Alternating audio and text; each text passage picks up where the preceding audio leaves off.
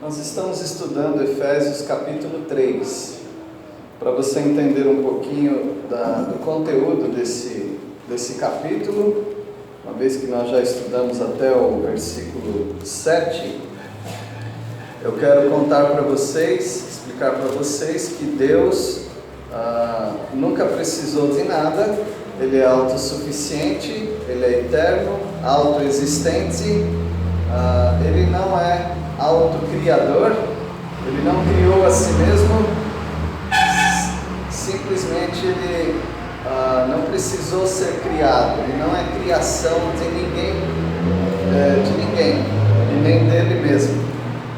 Ele sempre existiu, é um Deus para nós, em muitos sentidos, misterioso, mas Ele, na sua bondade infinita, Ele se revela a nós. Ele faz o mundo, Ele faz homem e mulher, Ele permite que a terra vá enchendo e Ele se mostra para nós e mostra o seu plano maravilhoso.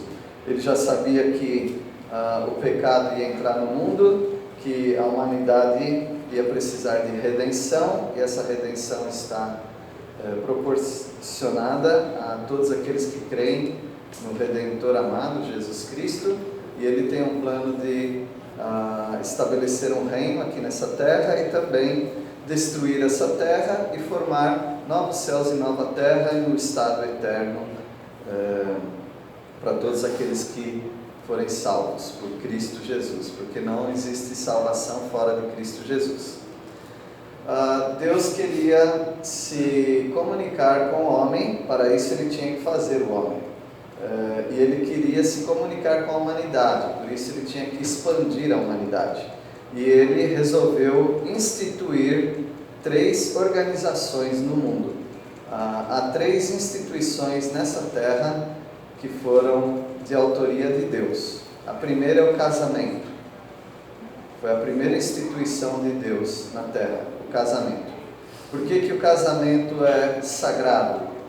Porque é a instituição de Deus. Todos aqueles que mexerem com o casamento terão que prestar contas àquele que é o que instituiu o casamento. Por que o casamento era importante no sentido de comunicação de Deus? Deus faz o homem e a mulher segundo a sua própria imagem. Então Ele queria que essa imagem fosse expandida para o mundo todo. E Ele escolheu a reprodução para que isso acontecesse. E o casamento é o meio, é o canal de reprodução humana. Então a terra está cheia da imagem de Deus, porque todos os que nascem, eles vêm já com a imagem de Deus neles. No entanto, apesar de todos serem imagem de Deus, excetuando os animais são criaturas de Deus, mas eles não são feitos à imagem de Deus, só o ser humano. O ser humano caiu em pecado, então agora ele tem dentro de si a imagem de Deus, mas tem também uma natureza pecaminosa, e ele precisa de uma redenção. Nessa redenção, Deus o redime dos seus pecados, ou seja, ele tem os seus pecados perdoados em Cristo Jesus, porém, ele ainda continua com a sua velha natureza pecaminosa dentro de si. Mas um dia, o veículo da sua pessoa, que é o corpo, também vai ser resgatado. E nesse resgate, deixará de existir a velha natureza, e só haverá então a imagem de Deus e a natureza de Cristo Jesus, o Espírito Santo dentro dos salvos. Então essa é a primeira instituição de Deus, o casamento. Continua até hoje, não foi quebrada, e não importa o que os homens, mulheres, têm feito com esse assunto. Esse é um assunto determinante para Deus, o casamento. A segunda instituição de Deus para a terra e para se comunicar com a terra é uma nação. Não uma nação que Deus pegou de algum lugar. Ele começou uma nação chamada a nação de Israel. Começou com Abraão. Abraão é o pai da nação de Israel. Para essa nação havia uma bênção, ou algumas bênçãos, para todas as famílias da terra. A partir dessa nação, todas as famílias da terra seriam abençoadas. Então, o casamento serviu para expandir a humanidade. Israel serviu para atrair a humanidade. Como que a nação de Israel atrairia a humanidade para Deus? Através das bênçãos materiais. Deus ia fazer com que aquela nação se tornasse uma nação poderosa, uma nação rica, uma nação em que todas as outras nações invejariam. E na inveja, ou na admiração, como você quiser colocar, ou na cobiça, não importa, há algumas maneiras de lidar com esse assunto. Uma delas é ignorar. Eles são ricos mesmo, deixa eles para lá. Eles não se aproximarem de Israel. A outra maneira é querer saquear os bens de Israel.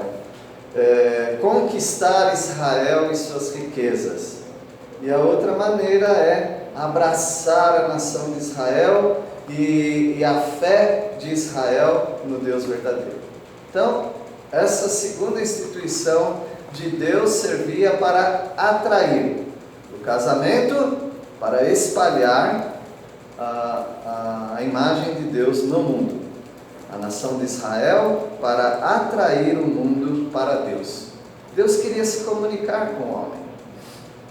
A nação de Israel tinha como propósito servir de testemunho para todos os povos. De certa maneira ela fez, porém, quando Deus queria vir para a nação de Israel para estabelecer um reino de paz e justiça universais e incluir todos aqueles que amavam o povo de Israel e o Deus de Israel, a nação simplesmente deu para trás. A nação não aceitou, porque a nação começou a se fortalecer, e nesse fortalecimento, e às vezes sofrimento também, a nação tomou para si a ideia de que não precisava de Deus. Isso pode acontecer com você e comigo. As muitas bênçãos sobre a sua vida podem resultar num desvio da fé. E a nação de Israel, pelas bênçãos que Deus deu para ela forma os seus próprios líderes, suas próprias regras sobre regras, e a nação quase que dá um grito contra Deus, dizendo: nós não precisamos de você. Ué, mas vocês não vivem de vocês próprios? Vocês são instituição minha. Como se Deus estivesse falando isso. Então, por isso existe um versículo em João 1,11: veio para os seus, mas os seus não os receberam. Mas a todos quantos o receberam Jesus Cristo, deu-lhes o poder de serem feitos filhos de Deus, a saber, os que creem no seu nome. Então nós temos dois grupos: os gentios, que não são judeus, e os judeus. Deus queria salvar os judeus, e estava salvando, e Deus queria salvar os gentios, estava salvando também os gentios, se aproximando da religião dos judeus, da fé dos judeus. Mas chegou um momento que Deus iria escantear a nação de Israel, ia colocar de escanteio, ia momentaneamente abandonar a nação de Israel. E aí ele ia formar a terceira instituição, chamada igreja. Agora Deus está falando para o mundo através da igreja. Ele espalhou a humanidade através do casamento, está fazendo isso ainda. Ele atraiu pessoas para si, para ele mesmo, através da nação de Israel. Porém, agora ele deixa de usar Israel e constitui uma terceira entidade, instituição, que é a igreja. A igreja também, quase igual a Israel, atrai o mundo para ela, para Deus, para Jesus Cristo, mas principalmente ela busca os perdidos. No estudo de missões fala de duas forças, né? Aqueles que já estudaram missiologia sabem disso. Israel tinha o que se chamava de força centrípeta, que é, pensa numa máquina de lavar, tá bom? A máquina de lavar tem outro tipo de força, mas a força de Israel, em grande parte, não só, mas em grande parte, era centrípeta, ou seja, atrair os povos para o centro. Inclusive a mulher samaritana perguntou, uns falam que adora aqui, outros ali, Abraão sacrificou aqui, na terra de Samaria, Siquém, e os outros falam que a adoração em Jerusalém. E aí Jesus, o que tem a dizer? Jesus falou, a salvação vem dos judeus. Então era essa maneira que Deus atraía os povos. A igreja tem, em sua grande parte, a força centrífuga, igual a máquina de lavar, vai jogando para as paredes. Então o que a igreja faz? Ela expande, a igreja busca os perdidos.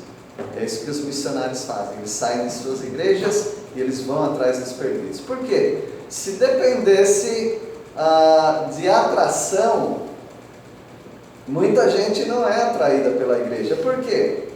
A igreja tem muito pobre.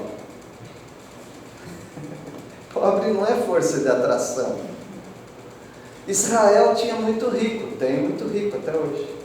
Então Israel atrai pela riqueza, pela capacidade intelectual, pelas descobertas científicas. O mundo deve muito vacinas, remédios aos judeus. É assim, bênçãos terrenas, terriais, atrairiam pessoas. A igreja tem bênçãos celestiais em Cristo Jesus. Por isso o salmista, no Velho Testamento, disse: fui novo, agora sou velho e nunca vi um justo mendigar o pão. Na igreja, a gente pode dizer: fui novo, agora sou um pouco mais velho e já vi servos de Deus bem pobres. Mas isso não deveria acontecer em Israel. Então Deus está trabalhando de modo diferente nessa terceira instituição chamada igreja. E dessa terceira instituição ficou um problema. O problema é, e agora? Deus salva judeus e Deus salva gentios. Mas judeu de um lado, gentil do outro. Era assim que os judeus pensavam. Mas agora com a igreja, isso está resolvido. Deus, ele derruba a parede de separação. Não há mais separação entre judeus e gentios.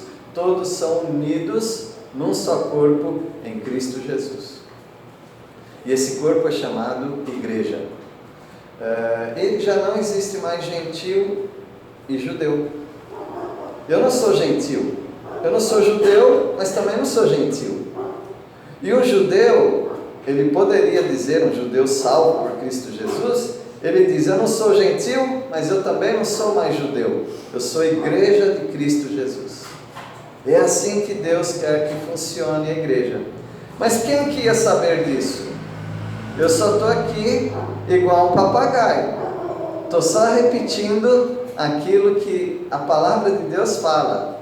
Eu estou repetindo aquilo que muitos crentes sabem e outros não sabem. Mas o apóstolo Paulo foi o pioneiro dessa mensagem. Deus escolheu o apóstolo Paulo, que não era do colegiado apostólico, dos 12 apóstolos, e Deus o escolheu para ser o guardião dessa mensagem que eu estou falando para vocês. Ninguém sabia como lidar com essa situação. Pedro não sabia, e Pedro era praticamente o líder dos apóstolos. Ele não sabia lidar com essa situação. Mas Jesus aparece para Paulo e explica para ele o que é a igreja e como funciona a igreja. E ele vai chamar isso de mistério. Mistério porque nenhum dos apóstolos, dos profetas do Antigo Testamento falou sobre isso. Mas agora Paulo, ele compreende essa verdade e ele diz: agora eu estou revelando o que outrora ou antes era encoberto, agora estou revelando. E qual é o mistério? Ele fala no versículo 6. Alguém pode ler, por favor, Efésios 3, 6. A saber, que os gentios são co-herdeiros, membros do mesmo corpo e coparticipantes da promessa em Cristo Jesus por meio do Evangelho. Que bênção, né? Agora o judeu que se sentia um cachorro, porque é assim que os judeus chamavam os gentios, né? Vocês são cachorros. Eles tinham a chamada síndrome do vira-lata. Agora eles falam: nós somos povo de Deus, raça eleita, como os judeus eram antes. E agora Paulo, ele vai apresentar o funcionamento da igreja. Como que a igreja funciona? Ele é o único que sabia dessas verdades primordiais no início. E daí agora nós sabemos porque ele escreveu 13 cartas, 13 epístolas, as quais você deveria ler, que se encontram desde Romanos. Elas vão quase que por ordem, ou necessariamente vão por ordem de importância. Começa com Romanos, 1 Coríntios, 2 Coríntios, Gálatas, Efésios, Filipenses, Colossenses, 1 e 2 Tessalonicenses, 1 e 2 Timóteo, Tito e Filemão. Você deveria ler essas cartas porque ali você encontra todo o ensino para saber o que é igreja. E Deus usa então Paulo. Nós estamos estudando sobre a intermediação da parte de Deus para o seu povo, hoje igreja, né? Através do apóstolo Paulo. Deus usou Paulo para revelar ou desvendar esse mistério. E Deus usou Paulo para apresentar o funcionamento da igreja. Isso é muito importante para todos vocês saberem. Eu sei que esse não é um assunto que você vai ouvir em qualquer lugar. Esse não é um assunto teológico, é um assunto importante para todos os crentes saberem qual a sua posição. E até mesmo porque tem gente confundindo. Tem gente hoje que não consegue comprar a casa dos seus sonhos, ou um carro melhor, aí ele começa a sentir: Deus não está me abençoando como Ele prometeu. Mas espera aí, Ele prometeu isso? Você é de qual dispensação? Porque Deus está dispensando os seus planos. Você é de qual dispensação? De Israel ou da igreja? Eu sou da igreja. Então não existe isso.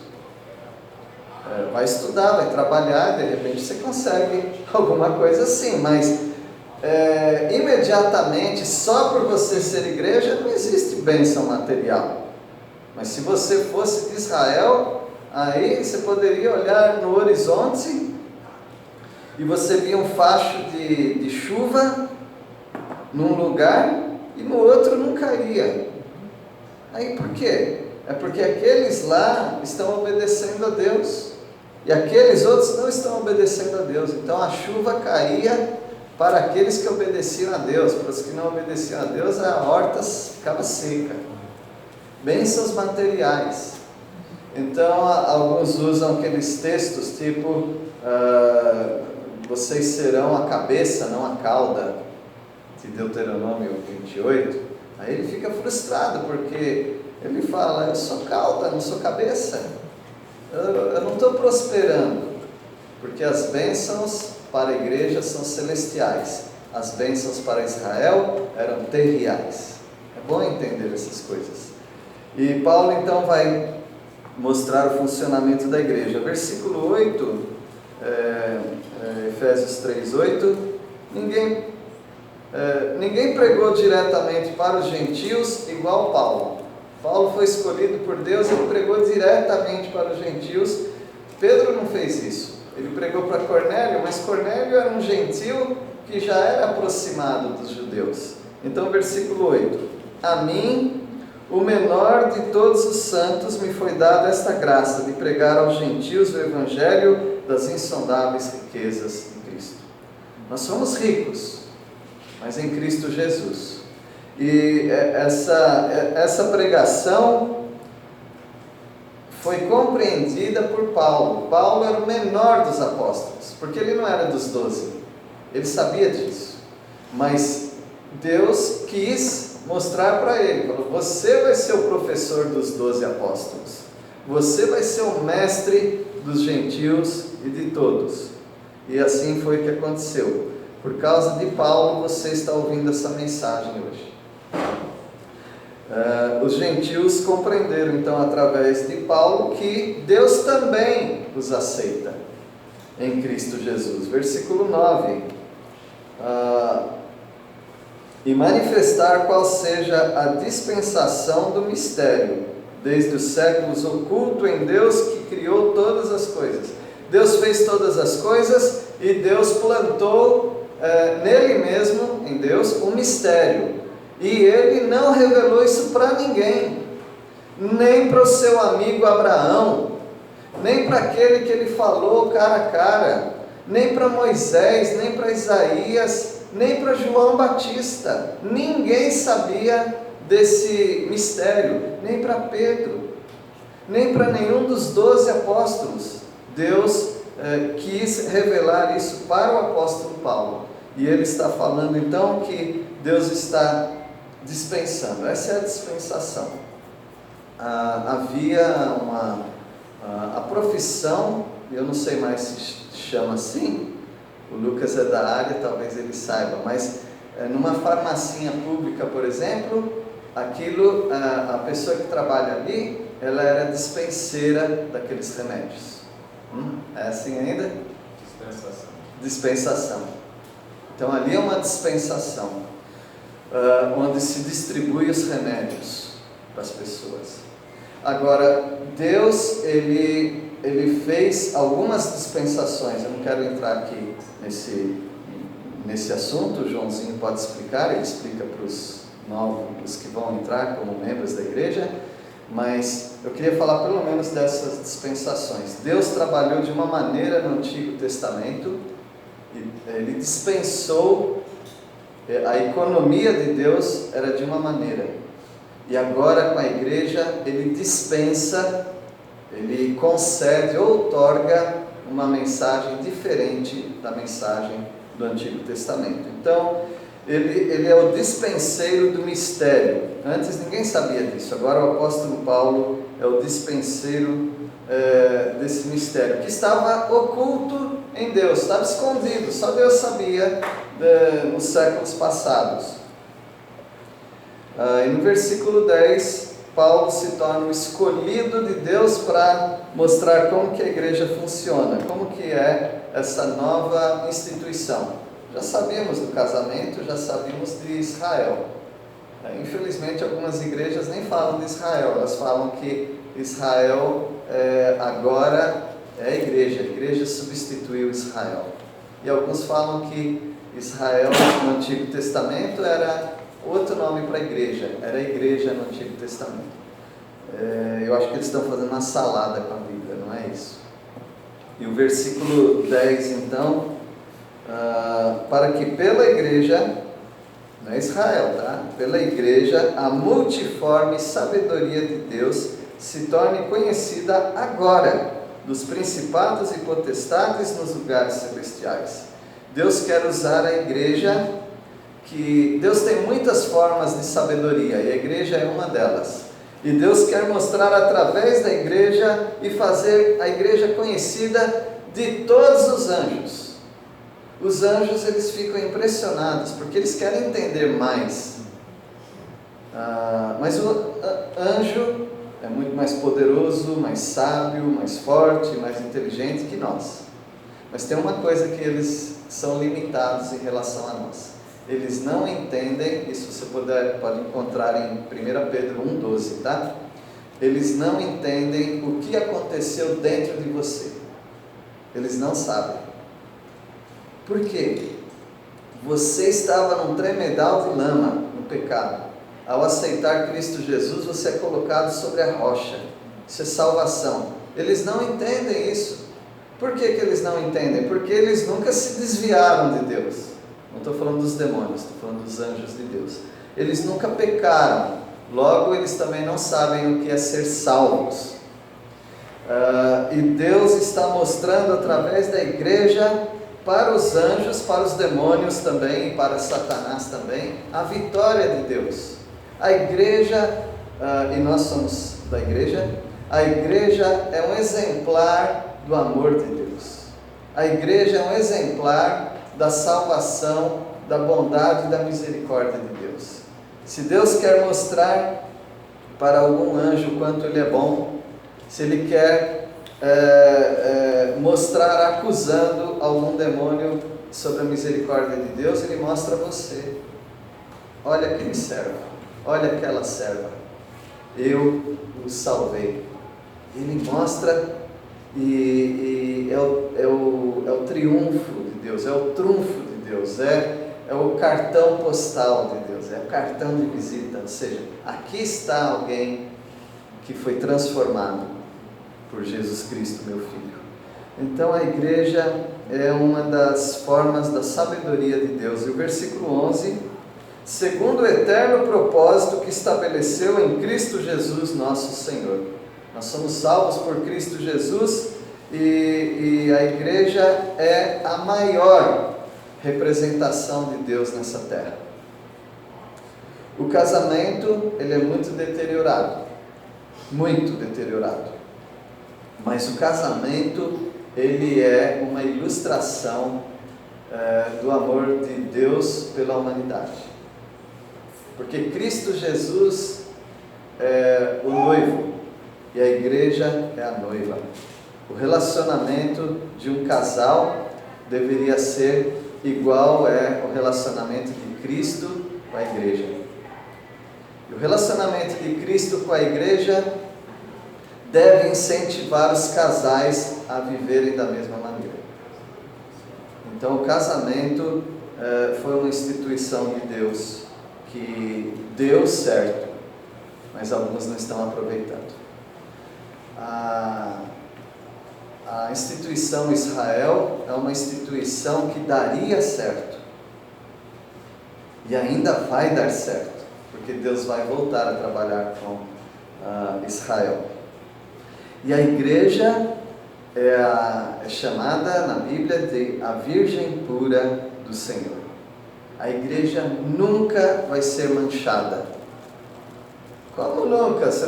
O pastor não está vendo tantas igrejas aí que dão mau testemunho? Sim, mas são igrejas locais, são fragmentos. Mas quando você pega o corpo de Cristo, igreja, não existe nenhuma mancha na igreja, não existe nenhum defeito na igreja. Essa é a igreja de Cristo Jesus, e ela vai ser levada para o céu pura, e aí haverá o casamento com Cristo. Então ele está mostrando que o propósito de Deus na terra, realmente eficiente, eficaz, que dá certo, é a igreja. Então aí você faz parte de uma instituição divina. Se você é casado, parte de uma instituição divina, um casamento. Mas você não precisa nem ser crente para isso. Mas se você é salvo em Cristo Jesus, você faz parte da instituição divina chamada igreja. E Deus quer usar grandemente a sua vida. Nós vamos até o versículo 13, tá bom? No versículo 12, Paulo foi o primeiro e único. Desculpa. Ele foi o pioneiro, aquele que começou a expandir essa mensagem. Ele foi o único a receber de Deus uma notícia. Sabe qual é a notícia? Que agora os crentes têm acesso direto a Deus, sem precisar de sacerdócio, porque todos os crentes são sacerdotes. Nós cremos no sacerdócio universal dos crentes, ou seja, cada um de vocês pode se apresentar diretamente a Deus de maneira, como diz lá, confiadamente, com confiança. Você não precisa de ninguém para fazer você se aproximar de Deus. Você pode ir direto para Deus. Ele foi o primeiro, então, a dizer que não precisa de sacrifícios mais. Os outros estavam suspeitando disso. Pedro e os 12, só que eles ainda estavam indo nos horários de sacrifício no templo. Eles ainda não tinham compreendido completamente. Mas agora, Paulo, ele é o primeiro a falar, não precisa mais sacrifícios, porque o sacrifício perfeito foi Jesus Cristo. E por último, tem mais assuntos, mas Paulo foi o primeiro a dizer que nós não dependemos de templo, porque nós somos o templo do Espírito Santo. Nós juntos somos o santuário de Deus. E cada um individualmente é templo do Espírito Santo. Ele foi o primeiro a dizer que não precisa de templo. Os apóstolos estavam ainda se reunindo no templo. Eles ainda estavam um pouco ligados com a fé dos judeus. Mas Paulo, ele vem quebrando todas essas coisas, porque ele sabia de coisas que os outros não sabiam. E esse é o versículo 12. Pelo qual temos ousadia e acesso com confiança mediante a fé nele. Então, todos aqueles que creram em Cristo Jesus, eles têm algo que nunca foi ensinado a eles, se eles eram de outro grupo religioso. Por exemplo, eu fui nascido num lar em que eu devia saber essa mensagem desde criancinha. E talvez eu soubesse. Mas isso só veio fazer sentido mesmo na minha vida quando eu tinha 16 anos de idade. Mas aqueles que não são criados num ambiente assim, que foram de outros grupos, outras matizes, vamos dizer, de religião, eles não sabiam disso nunca. Porque eles sempre foram ensinados que você não pode ter tanta ousadia assim para chegar diante de Deus. Você precisa ter um intermediário, um mediador. E esse acesso você só tem mediante algumas coisas que você fizer.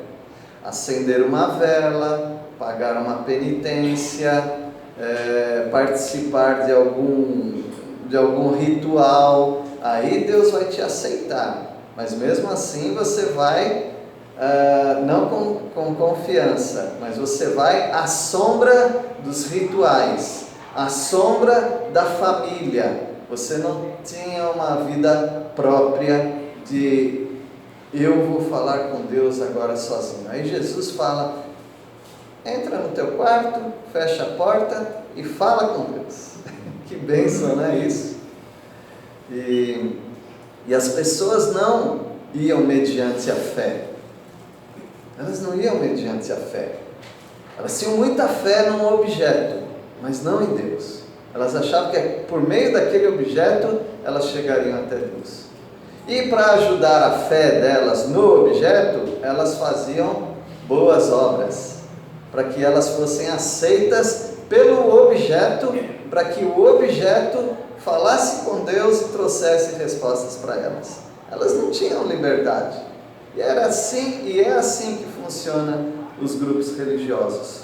Mas Paulo é o pioneiro para dizer que com a igreja essas coisas mudaram. E nós vamos terminar com o versículo 13, dizendo que não foi fácil para Paulo. No versículo 1 você vai ver que Paulo começa uma oração dizendo: por esta causa eu, Paulo, sou prisioneiro de Cristo Jesus. Pregar isso aqui não foi fácil não, ele foi preso por causa disso. Ele foi acusado de profanar o templo dos judeus, levando um gentio para dentro do templo. E ele está preso.